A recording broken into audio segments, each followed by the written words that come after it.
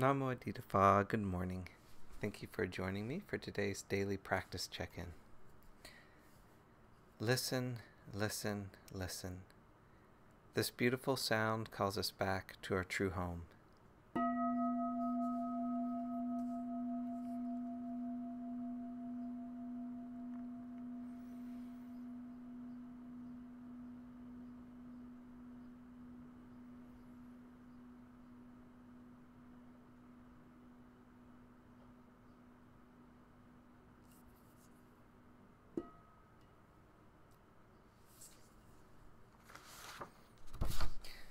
The fourth wonderful precept. Aware of the suffering caused by unmindful speech and the inability to listen to others, I vow to cultivate loving speech and deep listening in order to bring joy and happiness to others and to relieve others of their suffering. Knowing that words can create happiness or suffering, I'm determined to speak truthfully, with words that inspire self-confidence, joy, and hope. I will not spread news that I do not know to be certain, and will not criticize or condemn things of which I am not sure. I will refrain from uttering words that can cause division or discord, or that can cause the family or the community to break. I am determined to make all efforts to reconcile and resolve all conflicts, however small.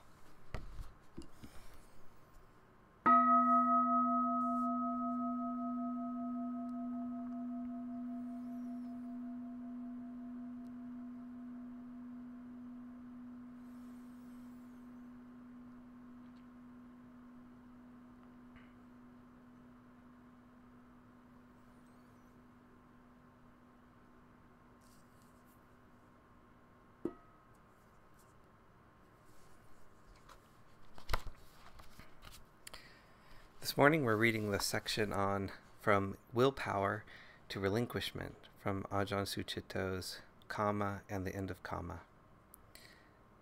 In terms of scope, intention is to be developed in terms of the Four Noble Truths, and within that, the very quality of intention is to be developed. That is, sometimes letting go is accomplished willfully, like a rap on the knuckles when you're about to seriously go astray. Willpower has its uses. When you're hypnotized, you don't keep gazing at and meditating on the swinging pendulum. You initially use willpower to break free of addictive habits, and you may need to follow that up with firm and committed resolve. Similarly, a meditator may apply firm resolve to bear with painful emotions, or to push away the forces and images of craving that beset the mind, just to clear some space.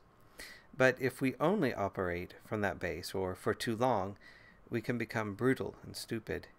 And willpower is addictive. People who operate largely through willpower find themselves needing to have something to get willful about, because they feel disoriented without that galvanizing effect. Willpower also has the side effect of reducing receptivity and flexibility, and that hinders the mind's attunement to subtler energies and hence limits the capacity for investigation. Willpower alone can't give rise to calm or insight wisdom. So, willpower is useful in the short term, but when we've got to come out of the need to be in control, or the inability to accept responsibility or whatever, what's needed are more sensitive and receptive intentions, such as a clear and unsentimental kindness towards aspects of our pain. In other words, intention is furthered when it adjusts to subtler and more intelligent ways.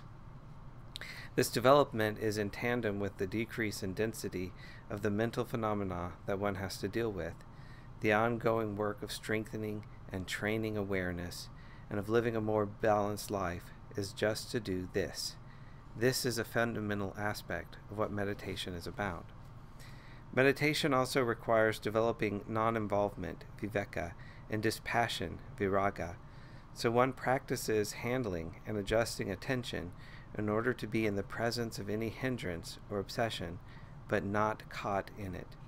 Centering in that witnessing, awareness steps back, checks and lets go of the images, stories, and energies that support a hindrance, the fantasy wish list, or the tribunals that will vindicate or condemn me, and we get to glimpse the non-afflicted, just in that ability to step back and let things go, nirodha. So at that point, where tension and conflict begins, there can instead be a stepping back and a disentangling kind of knowing, and by attending fully in that mode, the contraction or sinking or spinning of the hindrance stops, and the pattern breaks up. That experience of the third noble truth is then to be deepened.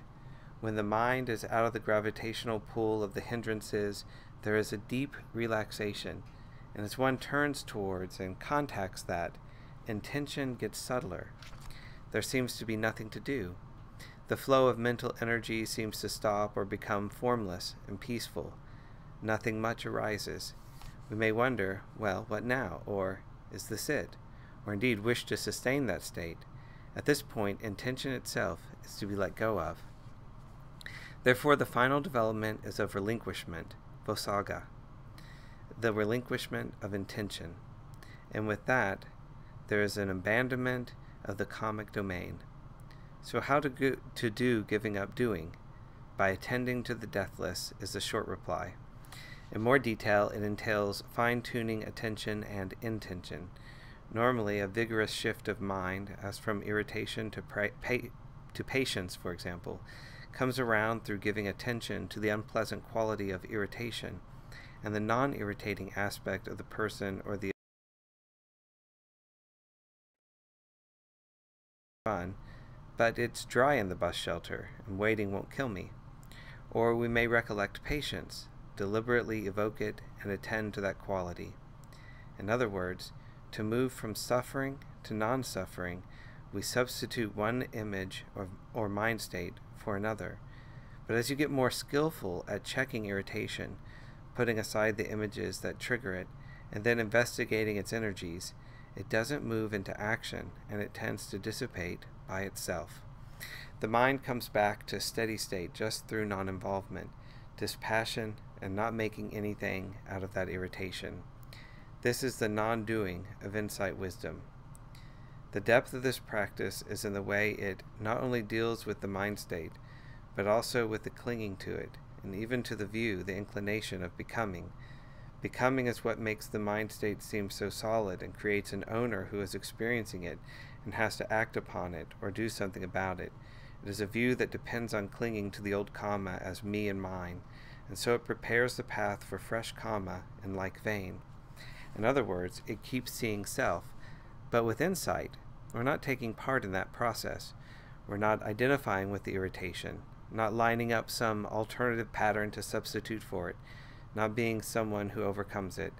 In the domain of insight, things release themselves. And when you can contact the quality of release, the gap and the weave of the pattern mind, that is the deathless. It's like the holes in the mesh of a net. It's not good or bad. It doesn't cling because it can't cling. It doesn't have that energy, and it doesn't have that view. It is beyond patterns and programs.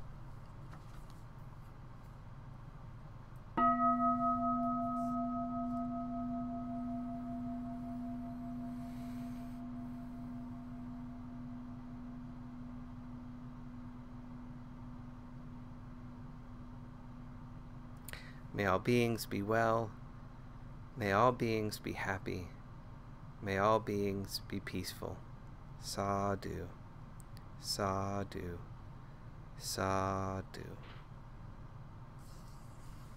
Thank you for joining me this morning.